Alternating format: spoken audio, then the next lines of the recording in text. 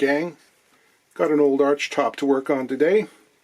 This is, well, we'll call it an inexpensive catalog guitar from the 1930s. It belonged to the current owner's grandmother, and reports say that she played lap style. It had a riser nut on it at some point, but despite that, the action is very nice. Quite low by the standards of what we usually see in guitars from this vintage. It's 1930s. Sometimes we just get lucky. Time and time again we're faced with guitars that have folded up, the neck comes forward and causes seriously high action. But in some magical instances, like this one, the body on an Archtop can deform, causing the bridge to sink down at the same rate that the neck was coming up, producing somehow great action. It's the weird equilibrium. It's a seesaw. So let's measure this and see what it's like. This guitar has 14 frets to the body rather than 12. And checking the action out on the bass side, we have just a hair over 8/64. On the treble, you're looking at about 5.5, which for a guitar of this vintage, not bad. And in fact, that's probably close to what it was sent out of the factory with. There's no label on the headstock currently. Don't really see much of a ghost of a decal or sticker. No clue. Dyed maple fingerboard. What seemed to be like a brass alloy fret. Vintage style, very narrow, quite high. Fret position markers are either silkscreen or sprayed stencil.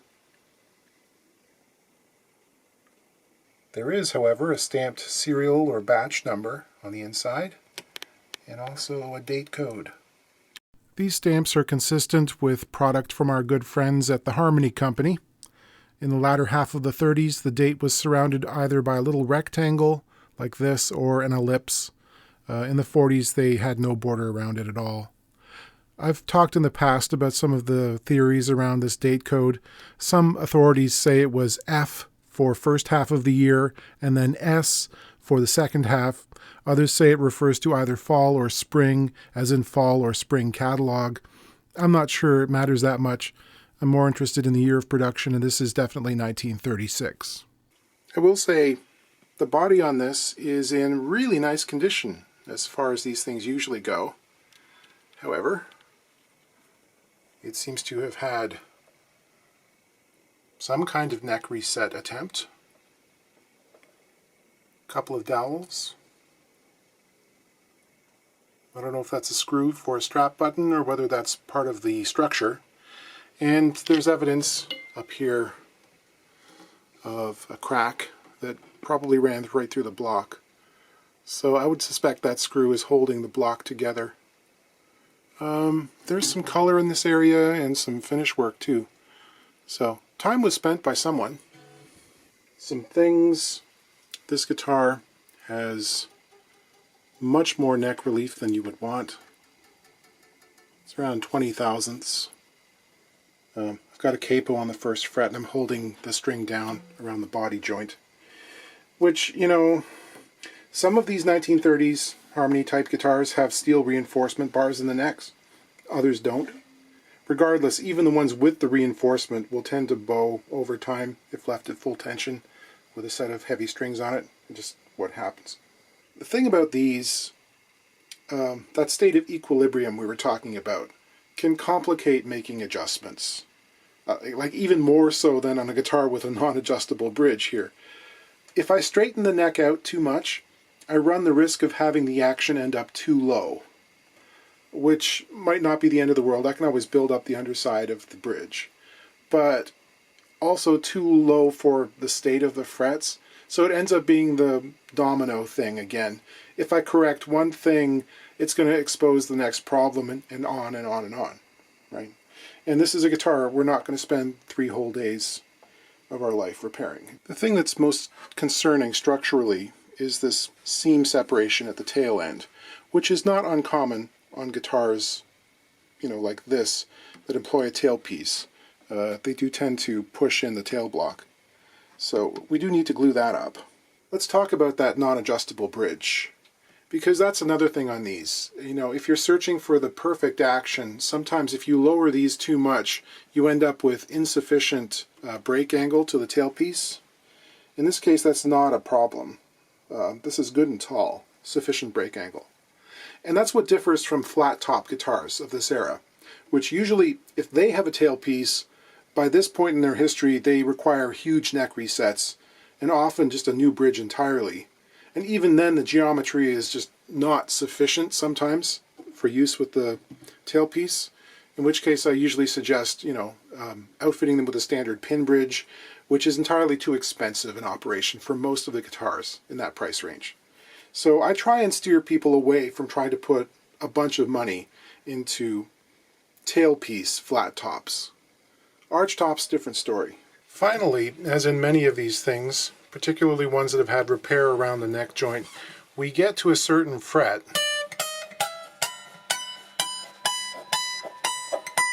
and it's on repeat. Keeping in mind that in the 1930s, these things were maybe used for comping some jazz chords. Nobody went above the body joint up here. It's all undiscovered country, from whose bourne no traveler returns. And this is what gives us pause. Aye, there's the rub. Etc., etc. Enterprises, great pitch and moment with disregard their currents turn awry and lose the name of action. Basically, the action up here gets reduced because the tongue is rising up in relation to the neck. So we will probably have to dress off most of the last couple of frets to get it to play. They won't be missed. No one's going up here. These little tiny slot head screws. Because of the bend in the arms, these don't have to be super long. There's not a whole lot of stress on them. I'm going to try the heat press. Seems like the best option. And because the excess relief in the neck is less than the total amount that I'd like to reduce the action height. In other words, if I straighten this right out, I'm pressing about 20 thousandths of relief out of the neck in its center. That's still less than the 30 thousandths I'd like to reduce the action by, so there's little to no chance of me overshooting it, in other words, and making the action so low that I'd have to raise the bridge. The heat press is just a hollow aluminum rectangle of pretty thick section. It's rigid, and inside it are a couple of resistance heaters. They're flat aluminum plates adhered to the inner surface with some high temperature silicone adhesive. It's stuff that's used for making gaskets. The resistance heaters come in various voltages. These happen to be 24 volt, so when I hook it up to my DC power supply, at 24 volts they'll heat up to about 170 degrees Fahrenheit, which is about 75 degrees Celsius. That's pretty hot, It's hotter than you'd want to touch with your hands. And that'll warm both the wood and the glue which holds the fingerboard to the neck, which is almost certainly poplar in this case. I'll let it warm up for about 15 minutes, increasing the pressure on the neck gently every few minutes or so. You don't want to do it all in one go, because that could cause weird distortions and funky stuff. There are little shims at the 1st and the 14th fret, so the heater isn't directly on top of the frets. I have to have a little space there because I actually force it into a bit of a back bow to counteract the spring-back effect. If I clamp it dead straight, if I got a neck that's really, really bad, and I clamp it flat and straight, it'll usually pop right back up to like 8 or 10 thousandths relief before the string tension goes on, which is no good. So I shoot for a reverse curve of about 10 thousandths in the center of the board. That should, when I've got string tension, it'll probably end up being a 6 or 7 thousandths relief, which is fine with me. There are no definite calculations I can give for this stuff because every neck is different, and mahogany responds differently from poplar or maple, and things like the total scale length or whether it's a 12 fret or a 14 fret neck, it all goes into it. No guarantees either. Sometimes a neck just doesn't want to respond. It will just simply refuse to do the thing. There's not much you can do at that point. You could pull the frets and play on the board. Initial impressions with the press removed. Unfortunately, I don't think that did a whole lot. It's probably better than it was. Not great, though. Sometimes, like I said, they just don't want to cooperate. Frets on this guitar are about 50 thousandths wide, and the height varies depending on where you are, from 30 thousandths to like 45 thousandths. So they're all over the place. And this is another instance where what started off as a perfectly flat fingerboard, or close to it, has turned into a cupped configuration. So the ends of the frets are actually taller than what's going on in the center. There isn't enough room on these to dress them all down flat. So, what we're looking for is fairly straight from one side to the other, but not across the board. With a straight edge on the fingerboard extension, I can see that it is really that last fret, which is significantly taller than the ones preceding it. So we'll get at that with the file.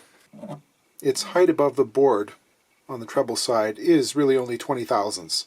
So again, this fret is basically going to disappear, and that's fine. I'll use the fret bar here. I put a couple of layers of tape on the 14th fret, and that's going to automatically pitch the other end down, theoretically. But we'll try and influence some fall away into the board here.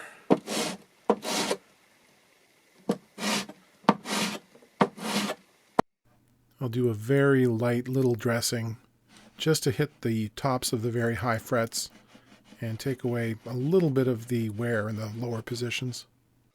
I'm not going to tape off the board because I'm sure I would lose what was left of the fret position markers. So I'm going to do a little bit of recrowning using one of the fret guards here in a 3-corner file. The brass alloy is softer than the nickel silver we usually see on higher end frets. However, it can be a little more difficult to work with because the brass tends to load up the files. I have to clean them more often.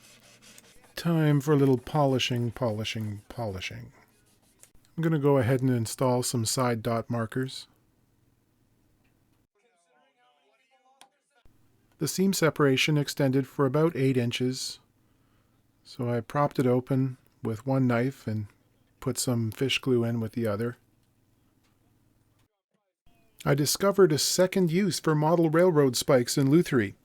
Holding one in some vice grips, I could reach in and hook it between the top and the lining and gently pull the side out a ways to better follow the outline of the binding. As luck would have it, I've got a nice complement to the guitar. This is a K Mandolin from, I believe, a slightly later period, although they have basically identical style of cases. These single snap leather closures on the bottom of a case that you could carry around, and when that goes, the instrument falls out and ends up with a broken something. This is a later period, probably from the 50s. Same basic situation. This is a different customer. But again, he's just looking to get it to work so he has something to play when he's sitting on the couch. This one has its own little history of battle damage too, with a headstock break there. Took a detour, had to be reintroduced to the neck. A couple of dowels, some black spray paint directly over top of the tuners, and perhaps even sprayed with the strings in place. Nice. This has got the same sort of non-adjustable, non-intonated bridge. We live in a time when you can purchase a mandolin bridge for $12 and have it arrive faster than the pizza I ordered last week, so I got one of those. We'll put that on here. K is, of course, the other major Chicago instrument builder of the mid-20th century. Their lines are quite similar to Harmony. They also built for mail-order catalogs and house brands for department stores and other retailers, and they lasted about the same length of time. They died off at the end of the 60s. Harmony lasted until the mid-70s. They had someone on staff whose job it was to take an airbrush and just, on every guitar, spray horizontal lines to mimic flamed maple. It's really kind of charming. These are made of birch plywood. It's a rosewoody sort of bridge. Are we going to get there? Is it going to be functional? Yeah, I think so. Might have to shave a little bit off, but it'll function. Again, the action as it comes to me is not terrible. Just around 5/64 on the bass side and about 4 on the treble, which is playable, you know, for most people. I think we're going to have to lose about 1 millimeter of height on this new bridge. The footprint is not bad, actually. It's pretty good.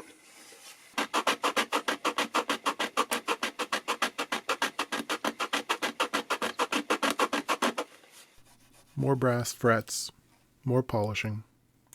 To lower the saddle, I have to cut a little bit off its bottom with a hand plane. Then I'll use a marking gauge to scribe a line on the bearing surfaces. I'll make a stop cut with my little razor saw, and then use a broad-bladed chisel to pare down to the line. The threaded posts were now too tall, so I lopped a couple of millimeters off. I also added side dots on the mandolin as well. Oh joy! It's everyone's favorite, the clamshell tailpiece. There are some turn-of-the-century banjos that have a version that's even worse, but this is amongst the worst.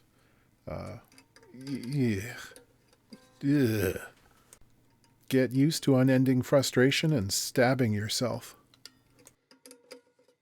I'll pare back all of the dots with a sharp chisel. Okay, strings on. Non-coated strings this time. He brought me some 11 to 40's, and I'm going to suggest switching to some extra light, maybe like 9 to 36 next time he wants to put strings on it. Which of course may be years from now, because nobody strings a mandolin unless it's absolutely necessary. It's just a hateful task. The action is a bit lower now, but it doesn't really matter. It's that high relief in the neck, which is not great.